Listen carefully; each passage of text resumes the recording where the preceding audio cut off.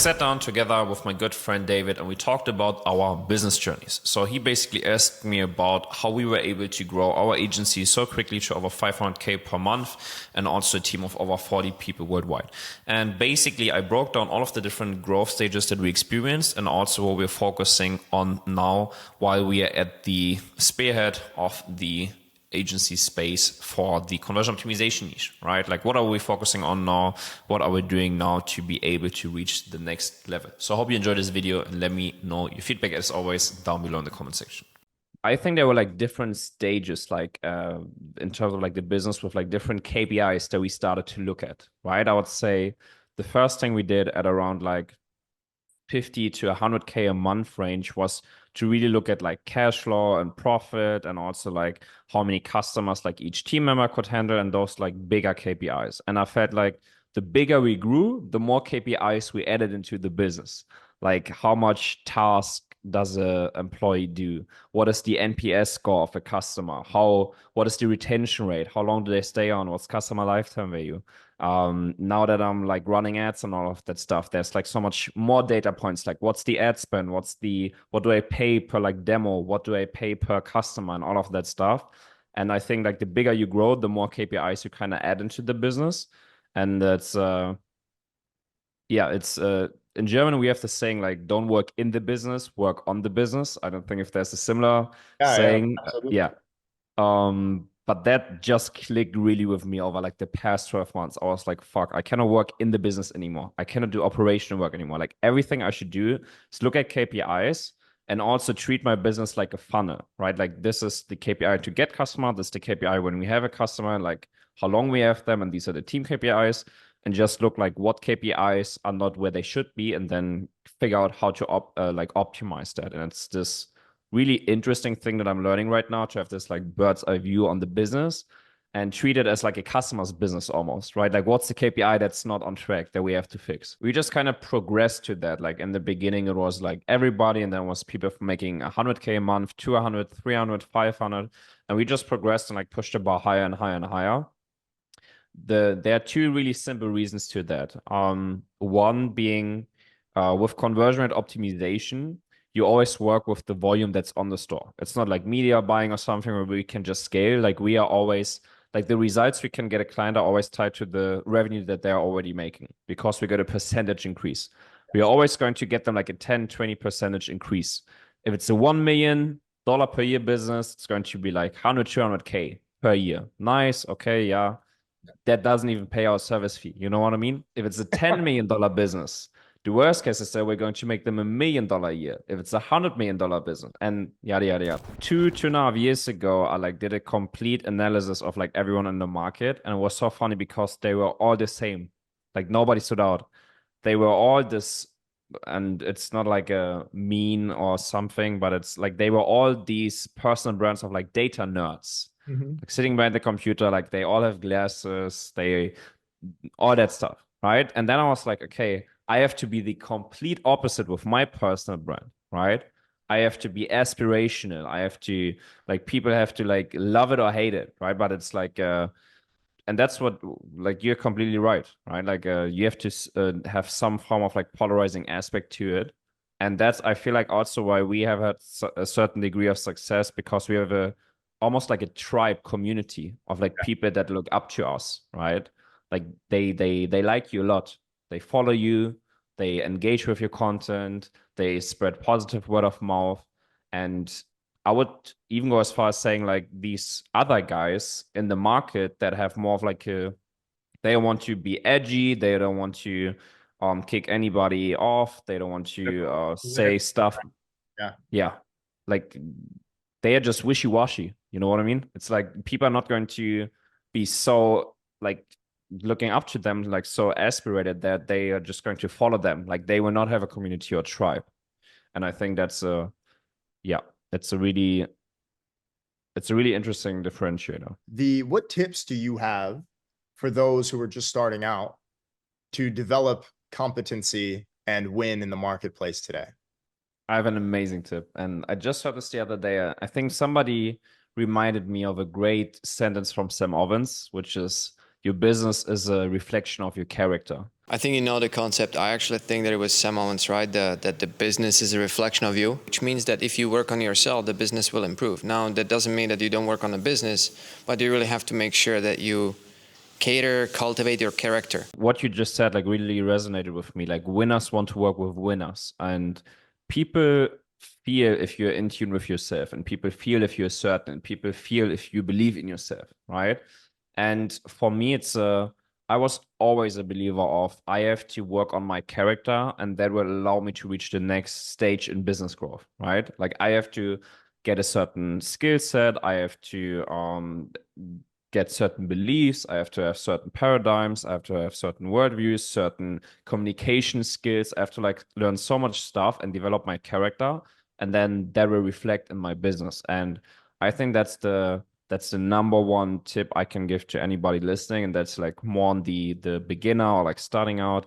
It's like really work on yourself. Like sit down, try to look at the people that you want to become like, and not look at just like the business or like what they're doing, but like how they're doing it, like and like who they are. And for me, like people like Alex Becker have always been a super big inspiration, because if you don't look if you don't watch the Twitter videos or like the crypto videos, but rather like the videos 3, 4, 5 years ago, where he sits down and he explains like, I'm living in an empty penthouse, I don't have anything, I have my diet down to the T, this is when I wake up, this is how I work, this is where I sleep, everything's optimized, right?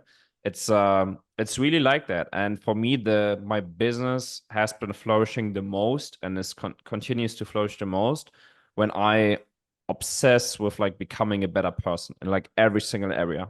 It's like your fitness is dialed in, your diet is dialed in, your sleep is dialed in, your relationships with family, with friends, with maybe your partner, your relationship with yourself, your emotional states. All, like there's I could open up this like box of Pandora, right? You notice there's like 100 things to like personal development, but you got to start, right? It takes a fucking long time, and I think people don't realize this. Like success doesn't happen overnight. It always looks like it happens overnight, but it's for most it's like a decade, right? Or like 2 decades of like hard continuous work, and then at some point it like starts going off. What do you think separates you versus all of the other people that are have been in business in the same time as you, but have achieved, a 10th or a 20th of the results? I think, and I had this conversation a lot with my business partner Lars, like over the years, like even like in the first year of business, second year of business, because it always felt fairly quick, like how we move forward, how we grew the business, it always felt quick to us. And that's also like the feedback we got from the outside, that it was fairly quick. Um, I think we did a really good job at like keeping both our egos outside of discussions and the equation, like looking at business and making strategic business decisions.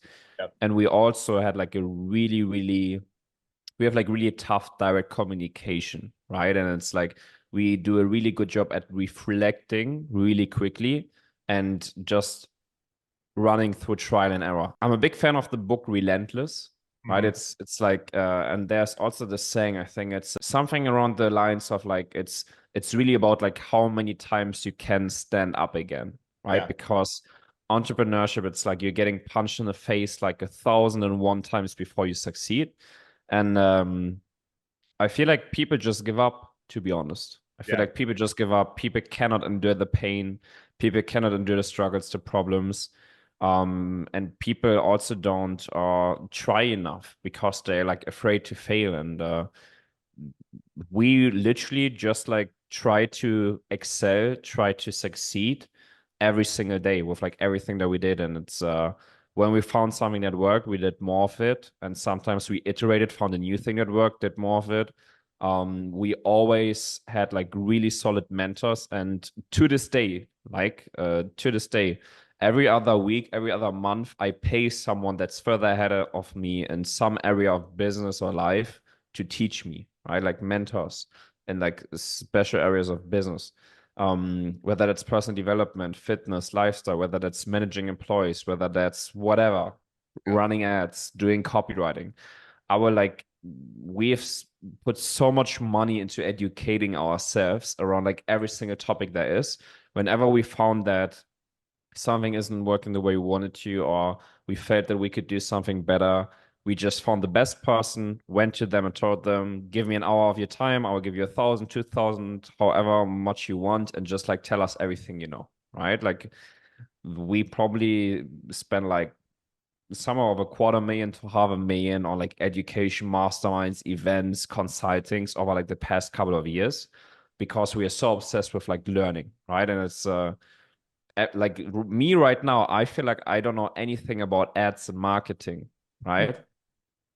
It's really interesting. Like every other day, I learn something new, and I'm like, fuck, how much do I know about like scripting ads and running ads and media buying and all of that stuff, because I'm doing lead gen for like my own service now. And it's yeah. And then I search for a person who knows all of this stuff, right? And just like have them teach me. And it's I feel like really this eager and this like hunger to learn and learn and learn and learn and learn. And never let your ego become too big. Like it's always day one, always be a student of the game. I feel like those are a lot of like the mindsets we had, and like the mental frameworks around like the business, and which probably led to the growth we have experienced over the past couple of years. Bro, it's a lesson that I just made this year. It's literally until like New Year's, I was doing this shit. I was traveling another country like once a month, twice a month. And over New Year's, I was like, okay, this is nice. This is a nice lifestyle, but I'm not building up momentum. And that's like what I said to you in the before we started recording. I was just like beginning of this year, I said I will only do the travels that I have to do, like the best masterminds, the best speaking opportunities I will take. To everything else, I will say no. And this has been like the best, most growth business year we ever had, just because I was so locked in behind my computer. And it's again this Alex Becker model, right? It's like cut down all of the dopamine, like the fake dopamine of like traveling, nice food, Instagram reels, whatever there is, and take the dopamine from the hard stuff, from the work or from going to the gym, from just going doing a walk and not having any distractions. Like it's so crazy. Like if you cut out all of the dopamine, your work is going to give you the dopamine. Like building stuff is going to give you the dopamine, and it's so crazy. It's like I have cut out everything, and I'm the most happy ever. I'm not traveling that much. I'm just at home. I do the same shit every single day, down to the minute. I go to the same lunch place every single day. I do the exact same work every single day. I go to bed same time, and I feel the best ever. Yeah. It's but yes, it has been like a really powerful lesson to learn too. Like you gotta lock in, especially like what you said. Like if you want to reach excellence, you gotta lock in. Like you have to like the amount of focus, the amount of like energy and productivity it takes to like reach excellence and build this business to like multiple seven figures or maybe even eight figures one day. It takes a lot.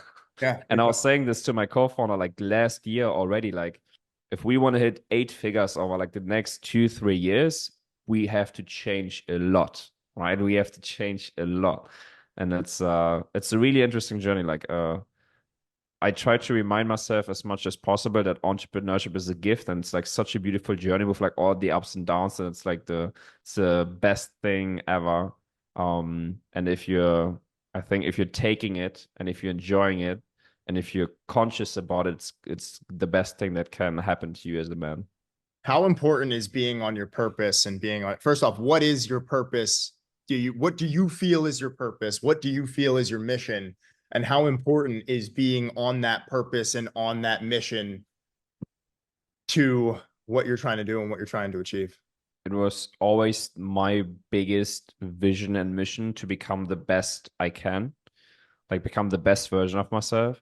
And this goes back to like almost a decade ago when I started obsessing with psychology, just because I was like, I didn't fit in and all of that stuff like that I talked about earlier. And I just sat down and I was like, bro, I gotta work on myself. And I got so obsessed with working on myself and like reaping the rewards of like building a certain character.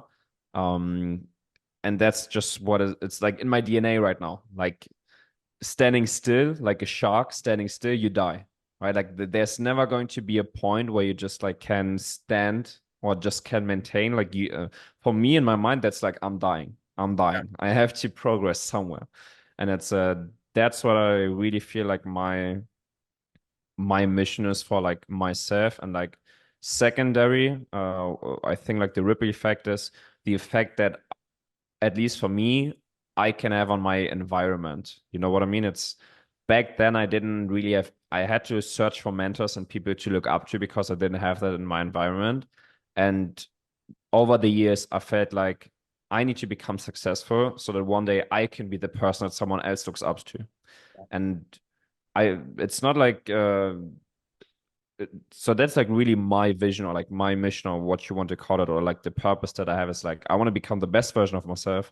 I want to become super successful so that I can have a really positive impact on my environment, and also be an aspirational person for like a lot of people to look up to, and like being able to like mentor them or like give something back.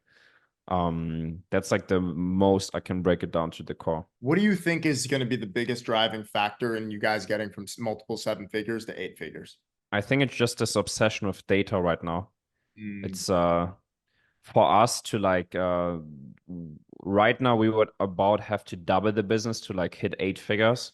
So it's just like looking at, okay, what do we have to do in terms of client acquisition? What do we have to do in terms of team? What do we have to do in terms of client retention?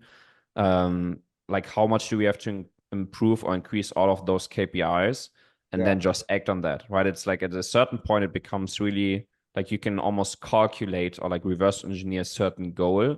Like I have to have a certain ad spend that's going to get me so much demos, so many new clients, they're going to stay on for so long, get me such a customer lifetime value with that profit.